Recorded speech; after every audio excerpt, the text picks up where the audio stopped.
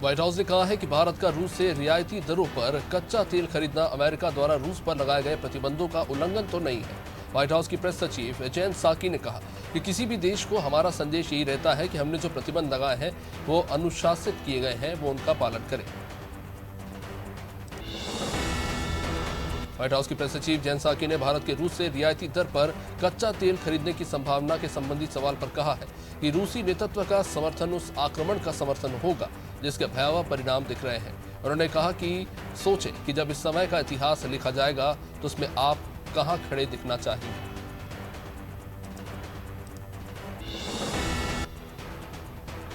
Reports के मुताबिक पिछले हफ्ते अपनी जमीन पर एक भारतीय मिसाइल गिरने के बाद पाकिस्तान जवाबी कार्रवाई करने वाला था।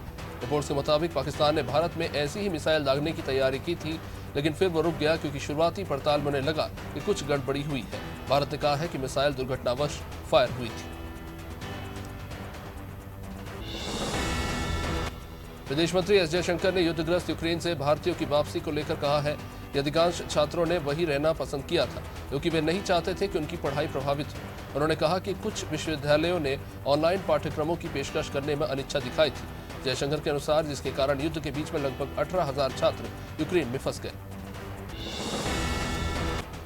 फॉक्स नेटवर्क ने बताया है कि रूसी हमले के बीच की यूक्रेन के बाहरी इलाके में न्यूज के कैमरामैन पियरे जर्सवस्की की हत्या कर दी गई है। यूक्रेनी रक्षा मंत्रालय के मुताबिक रूसी सैनिकों की फायरिंग में जर्सवस्की की मौत हुई है। इससे पहले रूसी सेना ने द न्यूयॉर्क टाइम्स के पत्रकार ब्रेंट रेनो की गोली मारकर हत्या कर दी थी।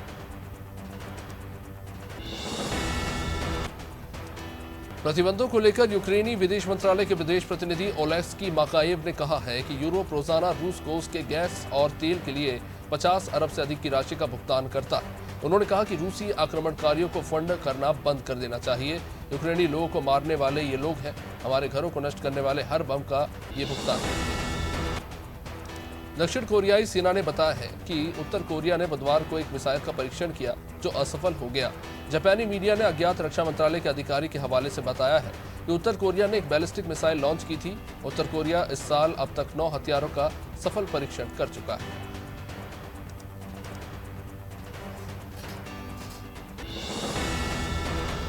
गर्म हवा के जरिए भूमध्य सागर पार कर सहारा रेगिस्तान से आई रेत के कारण स्पेन के कुछ हिस्सों में आसमान का रंग ही नारंगी हो गया। सालिया तूफान के कारण मैड्रिड और मुरिका समेत स्पेन के दक्षिणी हिस्सों में रेत आई और स्पेनिश अधिकारियों ने बताया कि हवा की गुणवत्ता बहुत अधिक खराब होने के चलते चेतावनी भी जारी की गई थी। यूक्रेनी राष्ट्रपति वोलोदिमीर जेलेंस्की के अनुसार उन्हें आभास है कि यूक्रेन नाटो से नहीं जुड़ सकता। यूके की अगुवाई वाली संयुक्त अभियान बल जेईएफ के प्रतिनिधियों से उन्होंने कहा कि हमने वर्षों से नाटो के कथित खुले द्वार के बारे में सुना था, लेकिन हम जान चुके हैं कि हम शामिल नहीं हो पाएंगे। उन्होंने कहा कि इस सच को हमें स्वीकारना होगा। दुनिया भर में 15 मार्च को इस्लामोफोबिया विरोधी दिवस मनाने के लिए लाया गया एक प्रस्ताव संयुक्त राष्ट्र महासभा में मंगलवार को पारित हो गया। भारत ने इस पर चिंता जताते हुए कहा कि ये समय है कि हम एक धर्म के बजाय सभी धर्मों के प्रति फैल रहे डर के माहौल को समझें। यूएन का ऐसा धार्मिक मामलों से ऊपर रहना जरूरी है। यूक्रेन के राष्ट्रपति वोलोदिमीर जेलेंस्की ने कहा कि हम अपने घर पर हैं और यूक्रेन की रक्षा कर रहे हैं। हम अपनी जीत होने तक कोई भी हथियार नहीं डालेंगे। उन्होंने कहा कि हम रूसी आक्रमणकारियों को न्याय के कटघरे में लाने के लिए प्रयास तेज कर रहे हैं। उन्होंने यूक्रेन के खिलाफ जो कुछ भी किया उसके लिए एक अंतर्राष्ट्रीय अदालत होनी चाहिए।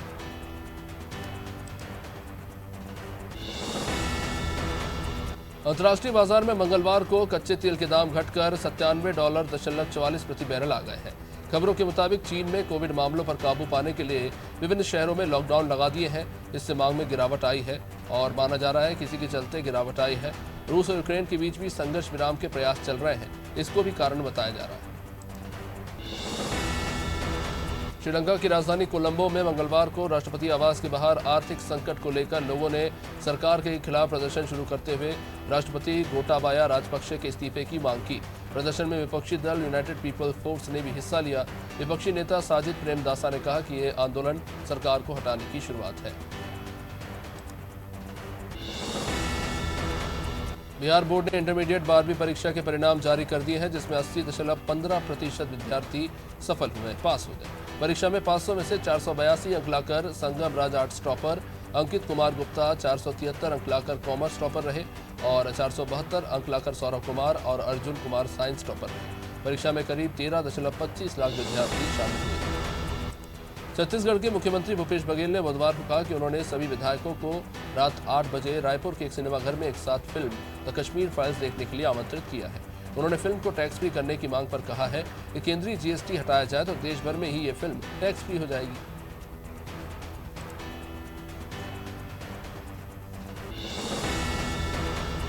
पंजाब के मुख्यमंत्री भगवंत मान ने बुधवार को सीएम पद का कार्यभार संभाल ही लिया। मान के दफ्तर की तस्वीरें सामने आई हैं, जिसमें उनके बैकग्राउंड में भगत सिंह और भीमराव अम्बेडकर की तस्वीरें नजर आ रही हैं। मान ने कहा था कि दफ्तरों में सीएम या मंत्री की तस्वीरें नहीं लगेंगी, बल्कि भगत सिंह और अम्बेडकर की ही तस्वीरें लगाई जाएंगी।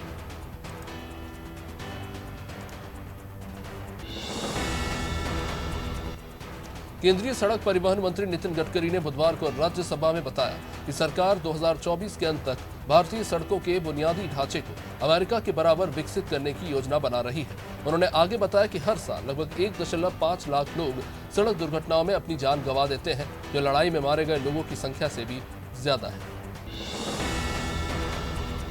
उत्तर प्रदेश सरकार ने 10वीं और 12वीं की बोर्ड परीक्षाओं में नकल करने में छात्र छात्राओं की मदद करते हुए पकड़े जाने पर राष्ट्रीय सुरक्षा अधिनियम के तहत कार्रवाई करने का फैसला किया है।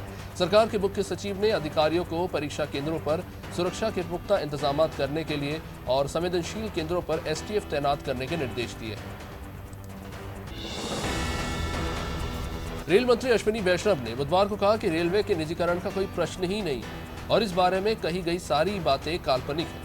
उन्होंने स्पष्ट किया कि मालगाड़ियों का भी निजीकरण नहीं किया जा रहा है। उन्होंने बताया कि प्रधानमंत्री मोदी ने रेलवे को नई दिशा दी है।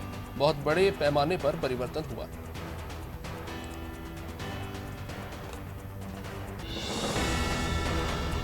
प्रधानमंत्री नरेंद्र मोदी ने बुधवार को आम आदमी पार्टी के नेता भगवंत मान को पंजाब के मुख्यमंत्री बनने पर बधाई दी। उन्होंने ट्वीट करके लिखा कि पंजाब के विकास और राज्य के लोगों के कल्याण के लिए मिलकर काम करें। इसके बाद भगवंत मान ने जवाब देते हुए कहा कि धन्यवाद प्रधानमंत्री जी। मान ने खटकड़ कला गांव में मुख्यमंत्री पद की शपथ ले ली। महाराष्ट्र के उप मुख्यमंत्री अजित पवार ने बुधवार को राज्य विधानसभा में बताया कि महाराष्ट्र सरकार ने एमएलए फंड को मौजूदा 4 करोड़ से बढ़ाकर अब 5 करोड़ करने का फैसला लिया है। उन्होंने बताया कि एक विधायक के ड्राइवर का वेतन 15,000 से बढ़ाकर 20,000 किया जाएगा और निजी सहायक पीए का वेतन भी 25,000 से बढ़ाकर 30,000 किया जाएगा। असम के मुख्यमंत्री हेमंत बिस्वा शर्मा ने कहा है कि असम की आबादी में 35% मुस्लिम है और उन्हें अब राज्य में अल्पसंख्यक नहीं माना जा सकता। उन्होंने विधानसभा में बहस के दौरान कहा कि सत्ता के साथ जिम्मेदारी भी आती है और चूंकि असम की आबादी में 35% मुस्लिम है, इसलिए यहाँ के अल्पसंख्यकों की रक्षा करना उनका कर्तव्य है। पीडीपी प्रमुख महबूबा मुफ्ती ने फिल्म द कश्मीर फाइल्स को लेकर कहा है कि मोदी सरकार कश्मीरी पंडितों के दर्द को अपना हथियार बना रही है। उन्होंने कहा कि जिस आक्रामकता से भारत सरकार फिल्म को प्रमोट कर रही है, उससे उनकी मंशा जाहिर होती है। महबूबा मुफ्ती के अनुसार दो समुदायों के बीच बेहतर माहौल बनाने के बजाय उन्हें अलग किया जा रहा है। असम पुलिस ने बुधवार को सोनपुर में 130 करोड़ की ड्रग्स जब्त की है और इस मामले में मणिपुर के 2 युवकों को गिरफ्तार किया है। पुलिस ने इन आरोपियों के पास से 4.6 लाख याबा टैबलेट के साथ 12 किलो मेथाम्फेटामीन और 1.5 किलो हेरोइन जब्त की है। मुख्यमंत्री हेमंत बिस्वा शर्मा ने पुलिस अधिकारियों की इस कार्रवाई को लेकर तारीफ की। पश्चिम बंगाल के मुख्यमंत्री ममता बनर्जी ने बुधवार को यूक्रेन से लौटे छात्र छात्राओं से मुलाकात की। इस दौरान उन्होंने कहा कि राज्य सरकार छात्रों को सरकारी मेडिकल कॉलेज में इंटर्नशिप की अनुमति देगी और उन्हें स्टाइपेंड भी मिलेगा। इससे पहले तेलंगाना सरकार ने भी कहा था कि वो यूक्रेन से लौटे राज्य के छात्रों की पढ़ाई का खर्चा उठाएगी।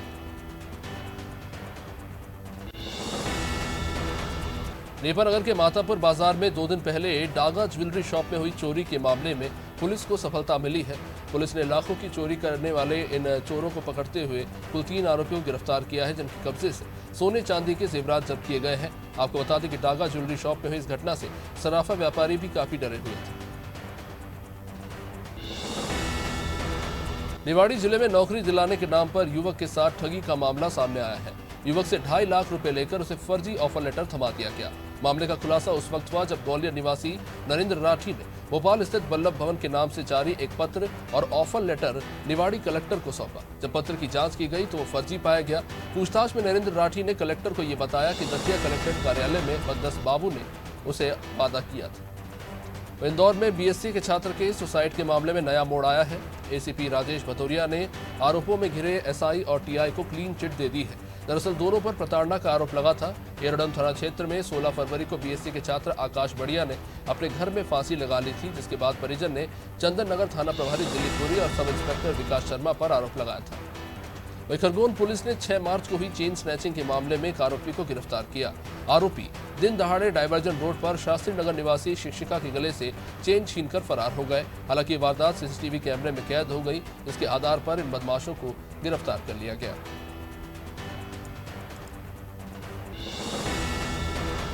दिल्ली के मुख्यमंत्री अरविंद केजरीवाल के खिलाफ दाखिल याचिका दिल्ली उच्च न्यायालय ने खारिज कर दी है।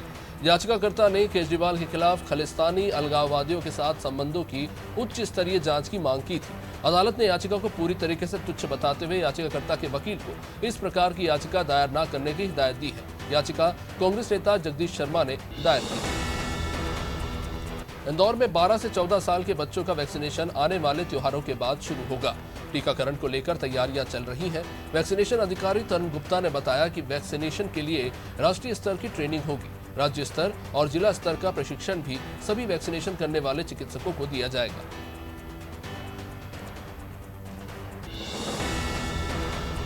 बेरोजगारों को रोजगार देने वाला मध्य प्रदेश का प्रोफेशनल एग्जामिनेशन बोर्ड हर साल 45 करोड़ 50 लाख रुपए कमा रहा है।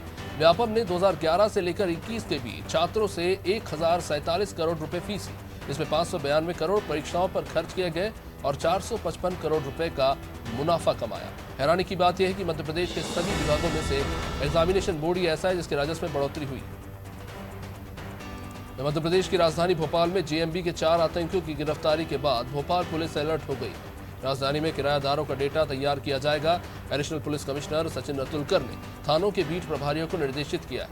मकान मालिकों को भी थाने में किराएदारों का वेरिफिकेशन कराने के लिए कहा गया है। एडिशनल पुलिस कमिश्नर ने यह भी कहा कि लापरवाही बरतने वालों पर कार्रवाई होगी। वहीं मध्य प्रदेश कर्मचारी कांग्रेस ने 8 मांगों को लेकर विंध्याचल भवन स्थित कार्यालय में प्रदर्शन किया। कर्मचारी कांग्रेस के संरक्षक वीरेंद्र खोंगल का कहना है कि प्रदेश के कर्मचारी पिछले कई सालों से अपनी मांगों को लेकर सरकार से गुहार लगा रहे हैं। मांगों को पूरा करने के लिए 8 से 10 साल से समितियां बैठक नहीं हुई है। नियमितीकरण, स्थायी कर्मियों को नियुक्ति देना जैसी तमाम चीजें। मध्य प्रदेश सरकार युवाओं को रोजगार देने के लिए कई योजनाएं चला रही। कई योजनाओं को सरकार ने बंद भी कर दिया है। इसकी जानकारी सरकार ने ही विधानसभा सत्र में दी। बंद की गई योजनाओं को लेकर भोपाल में कांग्रेस ने सवाल उठाए। कांग्रेस प्रवक्ता भूपेंद्र गुप्ता ने कहा कि मुख्यमंत्री रोजगार की 3 योजनाओं को बंद कर चुके हैं। प्रदेश में 30 लाख से ज्यादा रजिस्टर्ड बेरोजगार हैं। सुप्रीम कोर्ट ने यूपी सरकार से लखीमपुर खीरी हिंसा के गवाहों को सुरक्षा देने के आदेश दिए हैं। कोर्ट ने आशीष मिश्रा की जमानत रद्द करने की मांग करने वाली याचिका पर भी जवाब मांगा है। आशीष मिश्रा इस मामले में मुख्य आरोपी है। आशीष मिश्रा को इलाहाबाद हाईकोर्ट की लखनऊ बेंच ने जमानत दी थी। कोर्ट मिश्रा की जमानत रद्द करने पर होली की छुट्टी के बाद सुनवाई करेगा। मध्य प्रदेश विधानसभा की कार्रवाई तय समय से पहले स्थगित होने पर संसदीय मंत्री नरोत्तम मिश्रा का बयान सामने आया है। उन्होंने कहा कि विपक्ष और सत्ता पक्ष के वरिष्ठ नेताओं की सहमति से विधानसभा की कार्यवाही स्थगित की गई है। संसदीय मंत्री ने कांग्रेस के आरोपों पर कहा कि कांग्रेस में अंदरूनी कलह चल रही है। कांग्रेस विधायक जीतू पटवारी को विधानसभा सचिवालय से मिले नोटिस पर मिश्रा ने कहा कि विधानसभा के नियमों के आधार पर ही नोटिस दिया गया है। वहीं मध्य प्रदेश विधानसभा का बजट सत्र अनिश्चितकाल के लिए स्थगित कर दिया गया। बुधवार को सदन में सत्ता पक्ष और विपक्ष में जमकर हंगामा हुआ। बजट सत्र अनिश्चितकाल के लिए स्थगित होने से नाराज कांग्रेस विधायकों ने जमकर हंगामा किया और लोकतंत्र की इसे हत्या करार दे दिया। विधानसभा के 8वें दिन भी शुरुआत हंगामे से ही हुई और कांग्रेस विधायक विधानसभा अध्यक्ष की आसंदी के सामने लेट गए। भाजपा यूपी चुनाव की जीत 2024 तक बरकरार रखना चाहती है, इसलिए गरीबों को मुफ्त राशन का वितरण जारी रहेगा। 2024 में लोकसभा चुनाव है और तब तक प्रदेश के 15 करोड़ गरीबों को मुफ्त में राशन मिलेगा। प्रदेश में कोरोना काल के दौरान गरीबों को मुफ्त राशन देने की योजना शुरू की गई। पहले ये योजना होली के बाद बंद होने वाली थी। योगी की वापसी में इस योजना की अहम भूमिका थी। आप नेता भगवंत मान ने बुधवार को पंजाब के नए मुख्यमंत्री के तौर पर शपथ ग्रहण कर ली। उन्हें पंजाब के राज्यपाल बनवारी लाल पुरोहित ने पद और गोपनीयता की शपथ दिलाई। भगत सिंह के गांव खटकर कला में ये एक शपथ ग्रहण समारोह हुआ। इस शपथ ग्रहण समारोह में दिल्ली के सीएम अरविंद केजरीवाल समेत दिल्ली आप के तमाम नेता शामिल हुए। पंजाब विधानसभा चुनाव में आम आदमी पार्टी को प्रचंड जीत मिली। यूपी में अब जानवरों के लिए भी एम्बुलेंस चलेगा। योगी आदित्यनाथ के दूसरे कार्यकाल में सरकार पशुओं के प्रति दया दिखा रही है, इसलिए अभिनव एम्बुलेंस सेवा शुरू की गई है। एम्बुलेंस के लिए लखनऊ में कंट्रोल रूम और कॉल सेंटर भी बनाया गया है। इसमें डायल सेवा भी प्रारंभ की जाएगी। हैदराबाद की एक कंपनी को एम्बुलेंस संचालन का जिम्मा मिला है। 15 मिनट के अंदर एम्बुलेंस बीमार अथवा घायल मवेशी के पास पहुंची। भोपाल में कांग्रेस ने प्रेस कॉन्फ्रेंस कर बताया कि पार्टी पूरे प्रदेश में संविधान दिवस मनाएगी। इसके लिए जिला और ब्लॉक स्तर पर याद करो कुर्बानी कार्यक्रम का आयोजन किया जाएगा। घर घर चलो अभियान को लेकर कहा गया है कि इस अभियान के तहत पार्टी ने प्रदेश भर में लाखों परिवारों से संपर्क साधा है।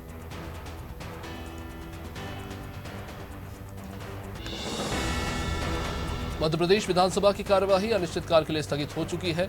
तय सीमा से पहले सदन की कार्यवाही स्थगित होने पर विपक्ष काफी नाराज है। पूर्व मंत्री कांग्रेस विधायक सज्जन सिंह ने सत्ता पक्ष पर हमला बोला। उन्होंने कहा कि कांग्रेस विधायक हर विभाग की बजट अनुदान मांगों को लेकर तैयारी करके आया था, लेकिन तय समय से पहले कार्यवाही स्थगित कर दी गई। उन्होंने कहा कि जनहित के मुद्दों पर जवाब देने से सरकार भाग रही है। उत्तर प्रदेश में एक बार फिर से बीजेपी की सरकार बनने के बाद ताज नगरी आगरा के युवाओं में योगी और मोदी को लेकर गजब का जोश है। आगरा के युवा अपने शरीर पर अब योगी और बुलडोजर का टैटू बनवा रहे हैं और इसमें मुसलमान भी पीछे नहीं है। मुस्लिम समाज के युवाओं की सबसे ज्यादा संख्या में मुस्लिम युवा बुलडोजर और योगी के फोटो का टैटू अपने शरीर पर गुदवा रहे हैं। मुस्लिम युवा दानिश खान ने बताया कि जो काम पिछले 5 सालों में नहीं हुआ वो योगी ने कर दिखाया। मध्य प्रदेश में बंडा के ग्रामीण डीला खेड़ी में एक व्यक्ति ने गोली मारकर आत्महत्या कर ली। जानकारी के मुताबिक मृतक अरविंद राजपूत कर्ज के कारण काफी परेशान था और इसी के चलते उसने आत्महत्या कर ली। घटना की जानकारी मिलने के बाद स्थानीय पुलिस मौके पर पहुंची थी। एसडीओपी ने बताया कि अरविंद ने 12 बोर की बंदूक से खुद को गोली मार दी। मध्य प्रदेश सरकार शिक्षा को लेकर बड़े बड़े दावे जरूर करती है, लेकिन जमीनी स्तर पर हकीकत कुछ और है। मामला है बड़वानी के ठीकरी का, जहां प्राथमिक स्कूल की हालत दयनीय है। स्कूल खंडहर बनते जा रहा है। स्कूल के मेन गेट पर नाली खुल जाती है। कई बार बच्चे नाली में गिर चुके हैं। लोगों में हादसों को लेकर डर बना रहता है, लेकिन सुधार नहीं हुआ। बुल्ढाणा के खामगांव शहर में व्यापारी के पिकअप वाहन से बदमाशों ने 2,85,000 रुपए की चोरी कर ली। वाहन का कांच तोड़कर वारदात को अंजाम दिया गया। जानकारी के मुताबिक जलगांव खानदेश जाते समय व्यापारी मुकेश पटेल नांदुरा रोड स्थित एक होटल में भोजन करने गए। इसी दौरान होटल के बाहर खड़े वाहन को बदमाशों ने निशाना बनाया और रुपयों से भरा बैग लेकर फरार हो गए। बुल्ढाणा की शेगांव तहसील में गड्ढे में गिरकर एक 12 साल के बच्चे की मौत हो गई। घटना के बाद आक्रोशित ग्रामीणों ने शव को थाने के सामने रखकर चक्का जाम किया, हंगामा किया और आरोपियों के खिलाफ कार्रवाई की मांग की। ग्रामीणों का कहना था कि रेत माफियाओं के द्वारा पूर्णा नदी पर अवैध रूप से रेत उत्खनन किया जा रहा है।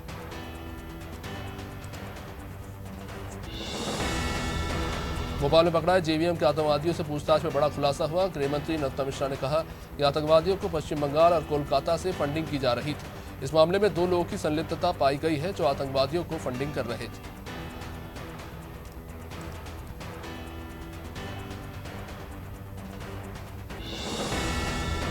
नेपानगर के मातापुर बाजार में 2 दिन पहले डागा ज्वेलरी शॉप में हुई चोरी के मामले में पुलिस को सफलता मिली। पुलिस ने डाकू की चोरी का खुलासा करते हुए 3 आरोपियों को पकड़ा। इनके पास से सोने चांदी के गहने जब्त किए गए।